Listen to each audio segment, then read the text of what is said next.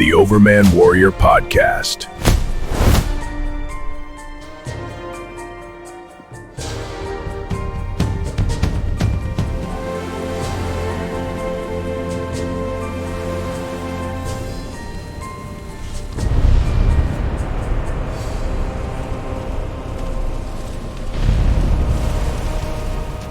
Great Huitzilopochtli, accept these offerings! No, I will not know! Your blood nourish the sun!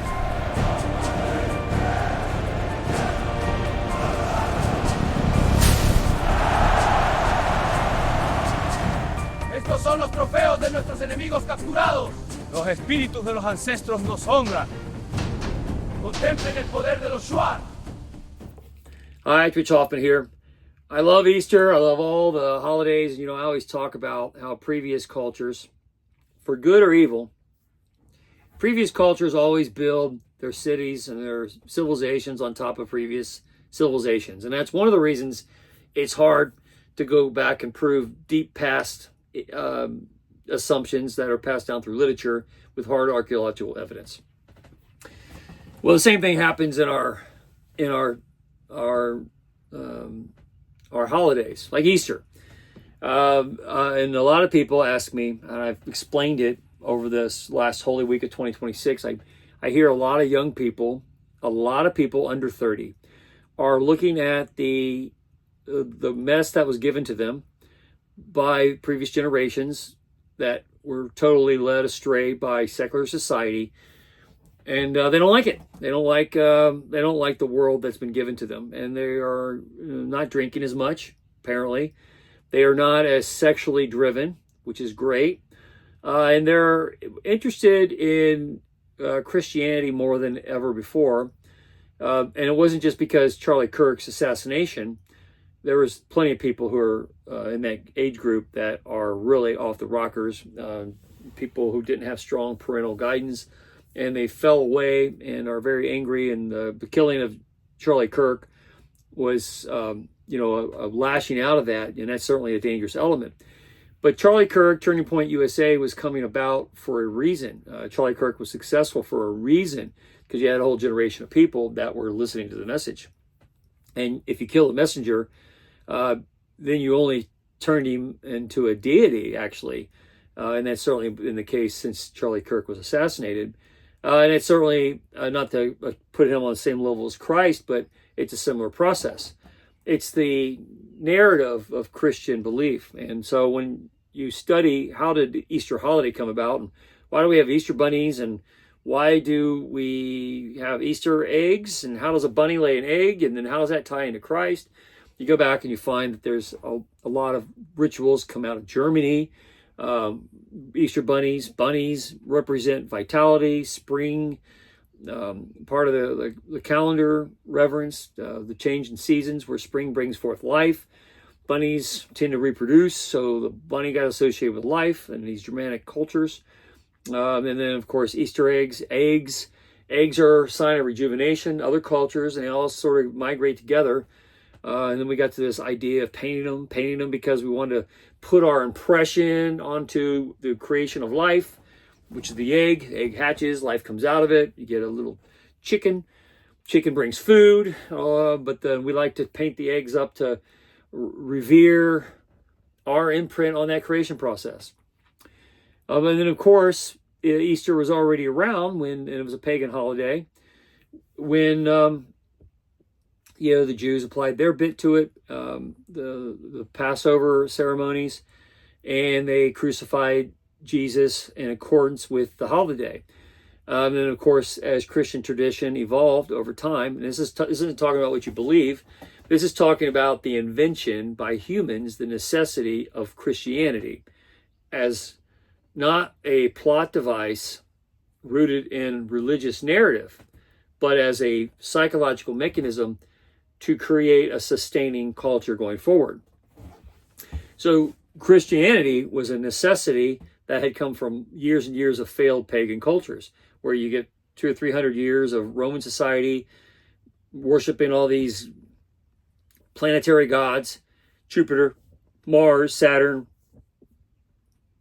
and then they copied a lot from the Greeks. The Greeks did the same. The names of their gods are very much affiliated with gods of the Near East, and actually you find the same reverence all over the world, and culture still being uncovered in Central America, South America, North America, all over Africa. I mean, China. Yeah, you really see the same group of deities and the same cycles, and you have these 200, 300 year cycles of civilizations that rise and fall continuously. For Christianity to come along and change that process was important, because psychologically,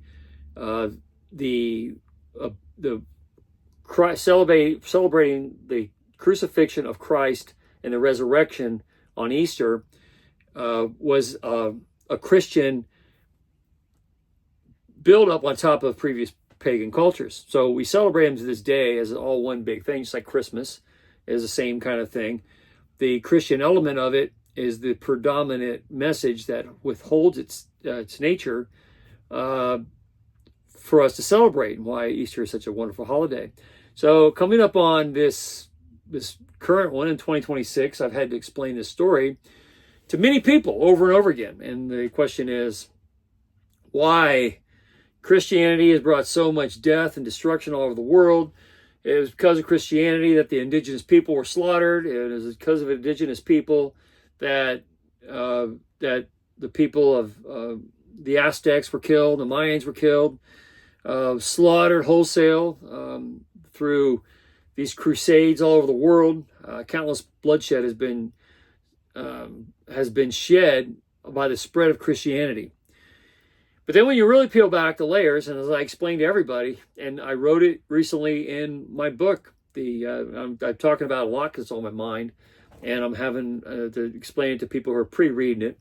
And I put an example in there of a trip that my wife and I took to the Yucatan years ago, where we were there on Good Friday, and we saw a passion play where the entire town came out and recreated Christ carrying the cross to his death. And why was that significant? And my explanation for that scene in my book, and when I explain it to people here and there, they are always asking me, the purpose of it is great because it's a sacrifice, and people seem to understand that. Christ and God, in the form of mankind through Jesus Christ, sacrificed himself as the ultimate sacrifice. So essentially what's being presented in Christianity is a replacement of the old blood cults that had built around the world, with replacing the body with bread and the blood with wine. And then now you can have the same thing. You can go out there and cannibalize the sacrifice victim, the sacrifice lamb, the lamb, Jesus. But you don't actually have to kill anybody to do it. You can eat his body and bread and drink wine like you would blood. And my example of that Aztec culture, I was like, the people who I saw in that play at the Yucatan ceremony there, just outside Chichen Itza, I was amazed by it. I thought it was a wonderful display of people who would otherwise likely be killed to a sacrifice to one of the Aztec gods, and they'd have their hearts cut out. They'd be slaughtered, cut up in pieces, eaten by the community, and same with the Mayans. And they weren't killing these people for no reason. They believed that they had to spill blood in order to appease the gods that were always looming in the background. And this isn't a one-time occurrence or something that somebody on mushrooms or ayahuasca saw some crazy hallucinogens and drew all the wrong conclusions about religion. This went on for thousands of years. So one of the greatest things that happened in the world, now if you're an anti-human person, there's a lot of people who are secularists, who are Democrats, who are progressives, who want to see earth worship returned, and they want to race away human beings from the planet. So they're still out there, and largely they're being driven by that same ancient evil, whether it's the actual entities themselves taking over the bodies of the modern race, or the same whispers that come to everybody's dreams of those people through states of drunkenness or possession, when they surrender their integrity to these hostile elements that have always been out there. But when you look at the Christian spread across the face of the earth, it's been great for perpetuation of humans. The headhunter cultures of New Guinea were eradicated by Christian crusades. It's been a wonderful thing. The Aztecs were eliminated because Spain came to that part of the world and brought Western civilization with them. And it might have been an act of unintentional consequences, but the people who did survive have turned out a whole lot better than the worshiping of these detrimental gods with blood sacrifice, where you actually put people on an altar, cut them to pieces in front of everybody on these pyramids, and then consume the contents and drank the blood. The idea of Christianity at the time was to supplant that political order globally. It took a little while, but to go against this notion that the Romans even had towards sacrifice, the Jewish people even had to sacrifice. One of the reasons they want to build the third temple is so they can restore with the red heifers the sacrificial cycle, because they believe that Yahweh requires it, and they can't do their duty until that's happened. So this idea of Christianity, that's why there's tension between the two groups, because the presumption of Christ comes along and says you don't need the temple, you don't need the sacrifice of all these characters of blood, you just need my body and my blood, and I'm going to go to my death for you so I can free you of this terrible cycle. That was global, and it was everywhere. And I'm talking about a lot lately because we're in this, essentially when you celebrate Easter, you're sacrificing a rising from the dead of a human sacrifice that occurred on Good Friday. So the people ask me about why is it called Good Friday? Wouldn't it be Bad Friday because you're killing Christ? It's good because, and this is what I say, it's good because you are ending the political order of human sacrifice, or sacrifice by blood, the currency of blood that occurred around the world, a global problem that has been prevalent until the creation of Christianity. And the human mechanism to create such a psychological mechanism through religion, through policy, through observation, through moral judgment, gave everybody a foundation to start saying, this isn't good. The temple prostitutes, I went and just did a recent thing on the temple of Artemis, the temples of Ishtar, the cults of Canaan, of that part of the world, as they interacted. There's a lot of talk about Phoenicians and whether they interacted with North America, whether they had trade in Africa, South America. And the archaeological evidence says they did. The ability to produce materials like at the Wendover, the Wendover site in Central Florida, near modern day Kennedy Space Center, shows trade over vast areas and sophistication that predated just migrations from Beringia. The creation of Christianity to have a moral judgment and to say we're going to replace with this one sacrifice of the Son of Man, God himself incarnate on the planet Earth, that he's going to offer himself up as a lamb for sacrifice, and that will replace for reverence his body with bread, his blood with wine, and that will have communion and reverence going forward, that cuts all those evil entities that were so bloodthirsty out of the equation, which explains why there's so many hostile elements towards Christianity. And even to this day, when people are wanting to be Christians, they're wanting to light the Christian message. The secular elements they were taught in school was Christians bad. They went around and destroyed a bunch of indigenous people and robbed from them their heritage. But that heritage, as I explained in Mexico, the Aztec heritage was something that probably needed to be eradicated because they were destroying huge amounts of people to appease with blood all these ancient characters. And it was devastating, horrible. And you can say they had pretty colors and pretty art, and they had sophisticated mathematics and all these, unique temples. But they were all built to appease a spirit world with blood sacrifice. And you see it everywhere. In the cultures that The reason why God wanted the land of Canaan destroyed was because of this political order. And this is getting into some of the projects I'm working on. I talk about my book, the Politics of Heaven. God had rebels who were trying to overthrow his kingdom, or his presumption of a kingdom. And the corruption that led to a lot of these sacrificial cults, this hunger for blood from deceased human beings, and the purposeful consumption of their bodies as humans wanted to mimic the gods as they perceived them.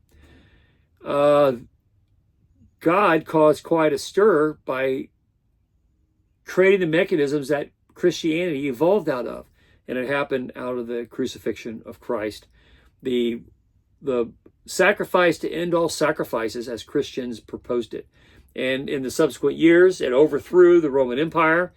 It has toppled kings all around the world. It has dominated to suppress that blood cult of sacrifice everywhere it's existed. And it's happening as we speak. Young people who have been left to the sidelines of these blood cults, or modern people who have been seduced by those blood cults and steered away from being sanctimonious creations of God, and decided to appease those same evil spirits that are always looming in the background with blood sacrifices, either through abortion, desecrating themselves, multiple marriages, living detrimental, sinful lives in order to appease those evil elements. It's exactly the war that God had with those who were trying to overthrow his kingdom in the beginning. And we know that from Scripture. We know that from written text. That's what people believed. And we've seen it cascade and translate over time in ways that have validated that proof. And so when people say to me, why do we celebrate Good Friday? Wouldn't it be bad Friday if you're killing Jesus? So it's Good Friday because you have a Christian movement that evolved out of this period to supplant a currency of blood sacrifice that permeated the earth and is still trying to revere itself many thousands of years later. And the only defense against it was a Christian movement. Psychologically, not just in theology or religious assumptions, the psychological need for human beings to divorce themselves of the need for human sacrifice is why it's good. It's a Good Friday, and why we celebrate on Easter and have supplanted all those pagan rituals with a very valid achievement in celebrating rising from death and a renewal, a rebirth, in that a spiritual rebirth is more important than holding on to the physical presence for which so many of these evil entities are looking to consume its contents through blood sacrifices and evil deeds that make everybody uncomfortable. But most civilization thinks that it has to appease in some way in order to have a satisfactory life, in order to enjoy eating a hot dog and watching a ball game, that you have to appease these evil spirits. They'll leave you alone long enough so that you can live your life. There's a lot of people who are willing to sell out everything about them so that they can have relief from the pressure or enjoy the aspects of physical life to the point where they'll give it all away in order to enjoy a few moments of bodily lust. The idea, the invention of Christianity through the crucifixion of Christ and the resurrection of him is the ultimate psychological divorce from the pagan cults of blood. And it's great to see Christianity supplant itself on top of those pagan religions, just like we do on holidays. Christmas, Halloween, Easter, pick your great holiday, and you'll see the Christian roots that are the current layer dominating those previous assumptions. And the underlying layers of the hidden meanings of, like, the Easter bunny or the Easter egg or jolly old Saint Nick and those kinds of traditions. The need for them is a psychological need to appease an evil spirit world at war with God himself. And the idea that God brought himself to man and presented himself as a sacrificial lamb to end all sacrifices. Here are the trophies of our enemies. Their spirits now serve us.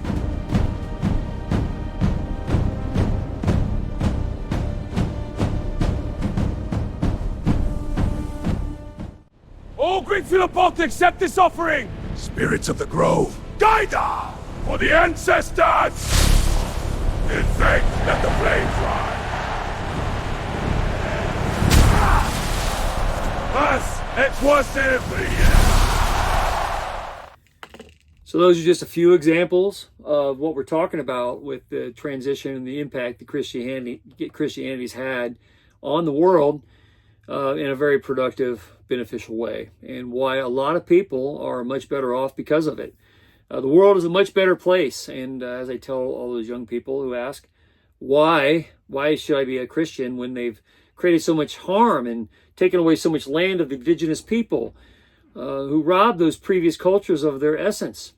The people who have made Christianity a taboo and have been against Christianity are the same who are trying to return those indigenous cultures back to the blood cults, because the spirit world is hungry for the anxiety and death and destruction of God's creation, and they literally want to roll in the blood and dismembered bodies of God's creation out of that rebellion and hatred for God's creations. And Christianity created a psychological mechanism that made to fight back at that premise possible. And human beings are far better off for it. And that's why it's a great holiday. Easter's a great holiday. That's why we want to celebrate it with great reverence. And on Good Friday, you're celebrating the death of a good person who could dislike Jesus the way Jesus is presented. Jesus was at every foundational level a good human being. How could you not like Jesus? And when people say they don't like Christianity, they don't like Jesus, they want to fight against Jesus, what they're doing is they're saying they don't want a reason, a psychological mechanism to free humanity away from the desire to have a blood sacrifice to these ancient gods that are still very much in the background. If you've ever read Jonathan Cahn's books, he's obsessed with this idea of the avatar and these spirits that exist in current times through current people, and you have reoccurring circumstances. I would say, if you're talking about it from a religious point of view, as Jonathan Cahn does, I would say in quantum physics, the explanations are even more prominent. This idea of parallel universes, the idea that our human essence exists in many different realities, and something in those other realities also exists in us. And that parts of us could be corrupted and tainted in some other reality, and it manifests itself in our physical bodies. Either way, Jonathan Cahn talks a lot about avatars and how evil entities that have been around for all of civilization from the very beginning, how they continue to reemerge in modern society, bringing about prophecy that has long been seen. And I think there's a lot of ways to explain that too through quantum mechanics. The idea that free will was written long before anybody was even born, and that the cascading effects of history are set in literal stone, and that the plotting of stars with all these ancient cultures was to know what was going to come next because everything was already written. That's another disruptive assumption, but you see it emerging, this desire for evil to maintain its foothold over God's creation. And they have a desire for bloodlust that is literally insane and very destructive. And the creation of Christianity made it possible for humanity to advance. And that's why we celebrate Good Friday. That's why I said the people of that little Yucatan village was so beneficial. They benefited. They had such a better life because they were celebrating Christ instead of being literally the instruments of human sacrifice through an Aztec culture, which is part of their heritage. The heritage that came and freed them from that was much, much, much, much better. And it's also why we celebrate Christ being born again and rising on the third day, and the trajectory of Christianity as it freed the earth from the cycle of blood and sacrifice that had always hampered it. Now we have a mechanism to free ourselves of it and return the kingdom of God to the destructive elements of all those evil entities that have been plaguing the earth with evil from the beginning. And we're doing God's work by spreading that Christian message. That's why it's so good. That's why it's so effective. And when people say, why do we celebrate Easter? That's what I say to them. And I think it's a wonderful holiday. It's one of my favorites. For all the reasons I said, and then some. The renewal or restoration of life and celebration of life for life. Not death and the appeasement of evil entities that live off the consumption of human flesh and the detriment of it. Anyway, Rich Hoffman here. Share, subscribe, make tomorrow a better day. If you haven't read my book, The Gunfighter's Guide to Business, I think you'll love it. And we have a good day. See you later. Thank you for listening.